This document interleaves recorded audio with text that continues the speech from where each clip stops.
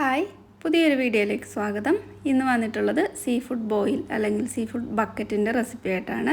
ഇത് വളരെ ഈസി ആയിട്ട് നല്ല ടേസ്റ്റിൽ ഉണ്ടാക്കിയെടുക്കാൻ പറ്റും. അപ്പോൾ വീഡിയോയിലേക്ക് പോവാം. ഞാനിവിടെ എല്ലാം ക്ലീൻ ചെയ്തെടുത്തിട്ടുണ്ട്. കണവ എടുത്തിട്ടുണ്ട്, അതുപോലെ ഞണ്ടും പിന്നെ കുറച്ച് കല്ലുമ്മക്കായും ചെമ്മീനുമാണ് എടുത്തിട്ടുള്ളത്. ചെമ്മീനും കല്ലുമ്മക്കായും ഒക്കെ കുറച്ച് വലുതാണ്, എനിക്കിതാണ് കിട്ടിയിട്ടുള്ളത്. അപ്പോൾ അതെല്ലാം നന്നായിട്ട് ക്ലീൻ ആക്കി എടുത്തിട്ടുള്ളതാണ്. ഇതിലേക്ക് ഒരു ഗ്രേവി തയ്യാറാക്കാനായിട്ട് ഇവിടെ ഞാനൊരു 5 മീഡിയം സൈസിലുള്ള തക്കാളിയും ഒരു 3 സവാളയും ഇതുപോലെ വലിയ ഒരു കുടം വെളുത്തുള്ളിയും അല്ലാതെ 2 ചെറിയ അല്ലിയും എടുത്തിട്ടുണ്ട്. അതെല്ലാം ഇതുപോലെ ഒന്ന് കട്ട് ചെയ്തെടുത്തിട്ടുണ്ട്. പിന്നെ കോൺ എടുത്തിട്ടുള്ളത് ഇങ്ങനെ കുക്ക് ചെയ്തിട്ടുള്ള കോണാണ് കിട്ടിയിട്ടുള്ളത്.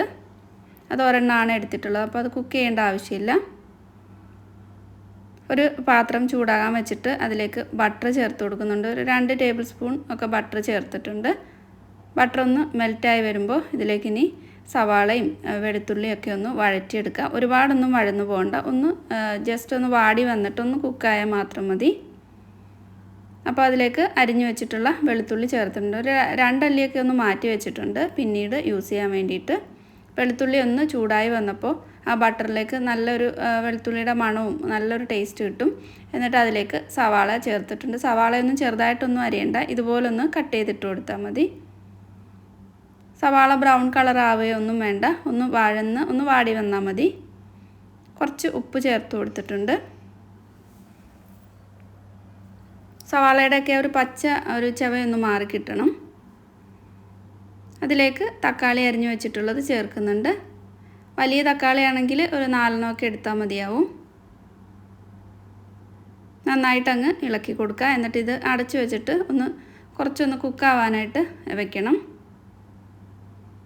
ഇടയ്ക്കൊന്ന് തുറന്നിട്ട് മിക്സ് ചെയ്ത് കൊടുക്കുന്നുണ്ട്. അതിലേക്ക് എരിവിന് വേണ്ടിയിട്ട് ഒരു 2 പച്ചമുളക് ചേർത്തിട്ടുണ്ട്. പിന്നീട് മുളക് പൊടിയൊക്കെ ചേർക്കുന്നുണ്ട്. അപ്പോൾ കൂടുതലായിട്ട് എരിവ് വേണമെങ്കിൽ ഒരു 3 പച്ചമുളകൊക്കെ ചേർത്ത് കൊടുക്കാം. ഇപ്പോൾ സവാളയും തക്കാളിയൊക്കെ ഒന്ന് ഉടഞ്ഞു വന്നിട്ടുണ്ട്. ഒരുപാട് അങ്ങ് വെന്ത് പോകണ്ട, ഇത് അരച്ചെടുക്കാനുള്ളതാണ്. അപ്പോൾ അത് മാറ്റി വെച്ചിട്ടുണ്ട്. വേറൊരു പാത്രം അടുപ്പത്ത് വെച്ച് അതിലേക്ക് കുറച്ച് വെള്ളം ഒഴിച്ചു കൊടുക്കുന്നുണ്ട്. നമ്മൾ ക്ലീൻ ചെയ്തിട്ട് വെച്ചിട്ടുള്ള ആ കണവയും ഞണ്ടും എല്ലാം ഒന്ന് കുക്ക് ചെയ്തെടുക്കാൻ വേണ്ടിയിട്ടാണ്. അപ്പോൾ ആവശ്യത്തിന് ഉപ്പ് ചേർത്ത് കൊടുത്തിട്ടുണ്ട്. ഈ വെള്ളം ഒന്ന് നന്നായിട്ട് ചൂടായി നല്ലപോലെ ഒന്ന് തിളച്ച് വരണം. അതിലേക്ക് ഞണ്ട് ചേർത്ത് കൊടുത്തിട്ടുണ്ട്.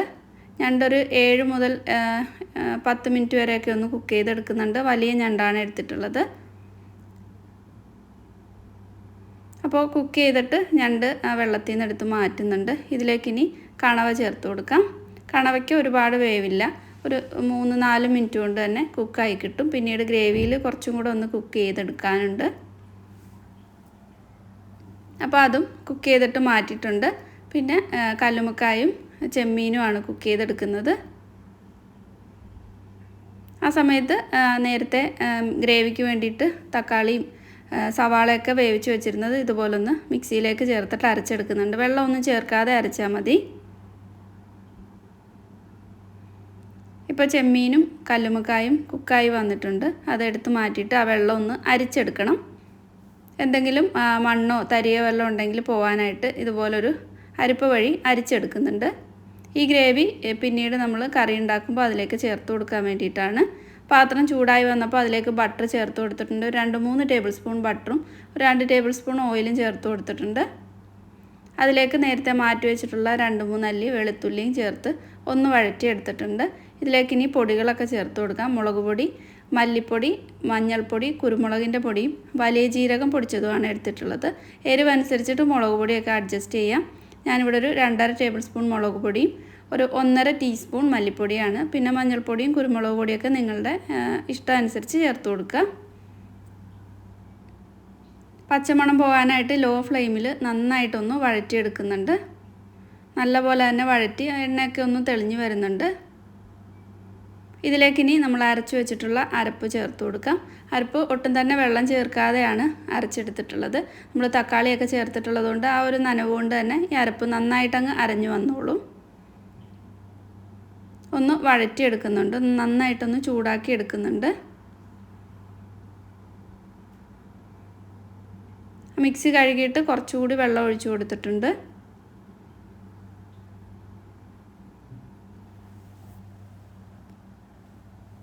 ഈ അരപ്പിൻ്റെയും പച്ച മണമൊന്ന് മാറാനായിട്ട് ഒന്ന് വഴറ്റിയെടുക്കുന്നത് നല്ലതാണ്.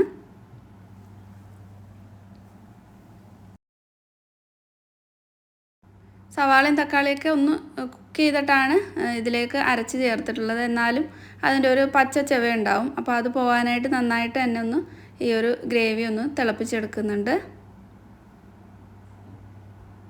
ഇനി ടേസ്റ്റൊക്കെ ഒന്ന് ബാലൻസ് ആവാനായിട്ട് ഞാനിതിലേക്ക് 1 ടീസ്പൂൺ പഞ്ചസാര ചേർത്ത് കൊടുക്കുന്നുണ്ട്.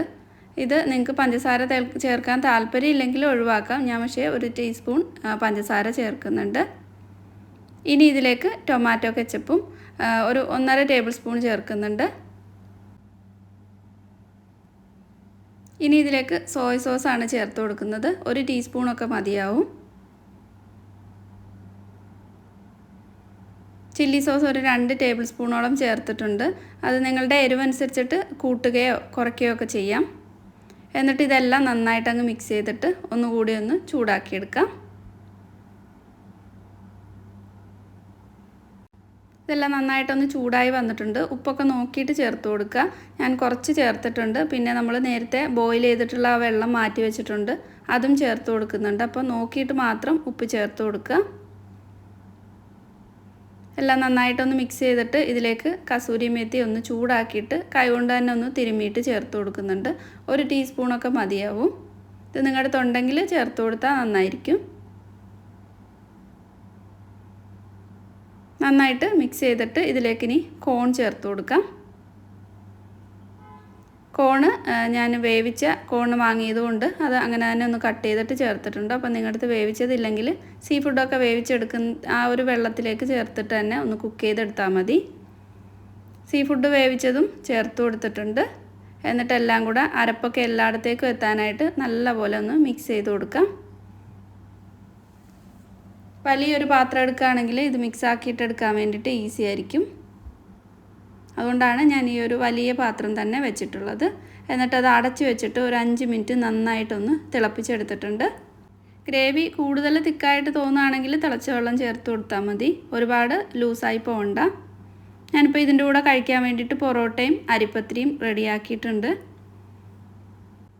അപ്പോൾ ഇത് സെർവ് ചെയ്യാൻ വേണ്ടിയിട്ട് എൻ്റെ അടുത്ത് ബക്കറ്റൊന്നുമില്ല. അപ്പോൾ ഞാൻ ഇതുപോലെ ഒരു പോട്ടാണ് എടുത്തിട്ടുള്ളത്. അതിലേക്ക് ഇനി സെർവ് ചെയ്യാം.